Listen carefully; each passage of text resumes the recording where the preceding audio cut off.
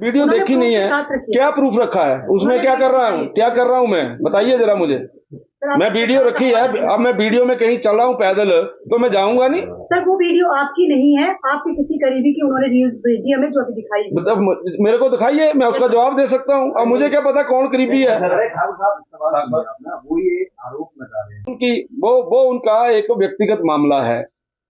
अब उस मामले के ऊपर बड़ी सीधी बात है, मैं बता भी देता हूँ मामले क्या है, वहां पे क्या हो रहा है। वहां पे इंडस्ट्री को मैं इसके तथ्यों के साथ आपके जो अगली हमारी प्रेस कॉन्फ्रेंस आएगी मैं उसमें तथ्यों के साथ आऊंगा कि कौन कौन सी इंडस्ट्री इन लोगों ने खरीदी और वहां पे इन्होंने प्लाट काटे, प्लाट बेचे, और वो जो रेंट पे आज की तारीख में वहां पे इंडस्ट्री की कोई प्रोडक्शन नहीं हो रही है। इस प्रकार का गोलमाल हो रहा है। हमने कोई ऐसा काम नहीं किया जिसके कारण से हमें मुंह छुपाना पड़े। इसलिए जो व्यक्ति जो जिसके वही जो चोर होता है, जिसके तिनका होता है ना, वो बोलते हैं चोर की दाढ़ी में तिनका, इसलिए उनको ये तकलीफ हुई है। मेरे को ऐसा विषय नहीं है जिसके कारण से उनको ये सारी बातें मन से लगानी चाहिए थी। अच्छा है उन्होंने मन से लगाई हैं तो इससे कई चीजें प्रूव हुई। कल ही मैंने प्रेस कॉन्फ्रेंस की है। उस प्रेस कॉन्फ्रेंस में मैं ना तो किसी के परिवार का नाम लिया है, ना किसी की पत्नी का नाम लिया है, ना किसी के बच्चे का नाम लिया है। अब बिना नाम लिए ही अगर किसी व्यक्ति को ये लगता है कि शायद ये मेरे ही परिवार की बात है तो चोर की दाढ़ी में तिनका हो सकता है। अब मैंने तो कोई ऐसा विषय ना बोला है राम कुमार जी के बारे में। अब राम कुमार जी को क्यों लगता है कि ये विषय मेरे साथ ही जुड़ा हुआ है? 68 एमएलए हैं, 68 एमएलए में से कोई भी हो सकता है। हमने किसी का नाम नहीं लिया, लेकिन अगर उनको ही तकलीफ हुई है तो इसका कारण आप बड़े अच्छे तरीके से समझ सकते हैं। सर आपके ऊपर जो है 2 करोड़ मान आने के दावे का भी उन्होंने कहा है, जिक्र किया है। देखिए, पिछले 3 वर्षों में हिमाचल प्रदेश के अंदर कांग्रेस की सरकार काम कर रही है। पिछले 3 वर्षों के अंदर बद्दी बरोटी वाला में क्या हो रहा है आप हर रोज अखबारों के अंदर भी पढ़ते हैं और लिखते भी हैं। बद्दी बरोटी वाला में के अंदर किसके पोकलैंड्स पकड़ी गई, बद्दी बरोटी वाला के अंदर किसकी मशीनरियां पकड़ी गई, बद्दी बरोटी वाला के अंदर इसी राज्य के अंदर एसपी ने किसके चालान किए, इसी राज्य के अंदर इलीगल माइनिंग के अंदर कौन फंसा। मुझे लगता है इन सब बातों का जवाब भी साथ में देना चाहिए था। जहां तक मेरा विषय है, मैंने पिछले 5 वर्ष काम किया है। अगर कोई मैंने ठीक काम नहीं किया है तो देरी किस बात की हो रही है? 3 साल इनके हो गए, 3 सालों में कभी मुख्यमंत्री खड़े होकर बोलते हैं कि हमने कुछ सस्ता दे दिया, हमने कोई किसी को फैसिलिटेट कर दिया। भैया आपके पास सब कुछ ब्लैक एंड व्हाइट में है, आप करते क्यों नहीं कुछ?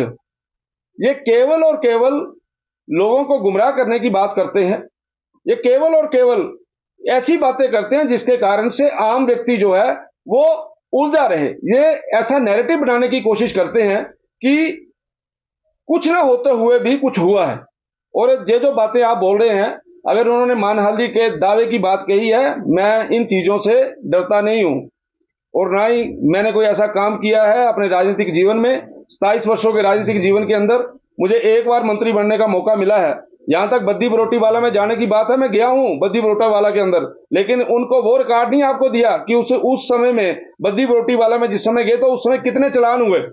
वहां पे इंडस्ट्रियल जो हमारे लेबर इंस्पेक्टर्स हैं, लेबर ऑफिसर्स हैं, उन्होंने कितनी जगह के ऊपर वहां की इंडस्ट्री का जो है वो चेक किया और वहां पे जुर्माना डाला। हमने साफ सुथरा काम किया है, हमने इस प्रकार से काम नहीं किया। और जिस प्रकार की कहानियां, जिस प्रकार के किस्से हर रोज आपको बद्दी बरोटी वाला के सुनने को मिलते हैं, उसमें कौन इन्वॉल्व है आप अच्छी तरीके से जानते हैं। सर आपने अभी किस्से की बात की है। हाँ ठीक है, आपका प्रश्न बिल्कुल जो आपने बोला समझ में आया मुझे। अगर उनके ओपोनेंट व्यक्ति ने किसी प्रकार की कोई गलती की है तो इंतजार किसका कर रहा है? अगर उन पूर्व विधायक ने किसी प्रकार का कोई पैसा ले लिया, कोई वसूली की, उनके पास कोई प्रूफ है तो उनको अंदर करवाइए। 3 वर्ष हो गए उनकी सरकार को चले हुए, 3 वर्षों के अंदर वो कुछ नहीं कर पाए। मैं तो आज खुले मन से बोल रहा हूं, पहले भी बोला है, अगर एज ए इंडस्ट्री मिनिस्टर मैंने कोई गलती की है, मैंने कोई भाई भतीजावाद किया है तो देरी किस बात की लगा रहे हैं? करें ना कुछ। ये जो कुछ नहीं हो रहा है वो सीधा सीधा इस बात का प्रमाण है कि सब कुछ ठीक हुआ है। 5 वर्षों के अंदर कोई ऐसी बात नहीं हुई। हमने इंडस्ट्री को आगे बढ़ाने के लिए ग्लोबल इन्वेस्टर मीट किया। कल के प्रश्न के अंदर आपने देखा, आपने सुना था कि कहते हमने देश और विदेश के अंदर इवेंट किए तो इवेंट निकले 4। तो इसलिए मुझे ऐसा लगता है इस सरकार जो है, जो हर मोर्चे के ऊपर फेल हो गई है, ये इससे बेरोजगार नौजवान दुखी है, किसान दुखी है, बागवान दुखी है, और उसके साथ साथ इनके साथ काम करने वाले विधायक भी दुखी हैं।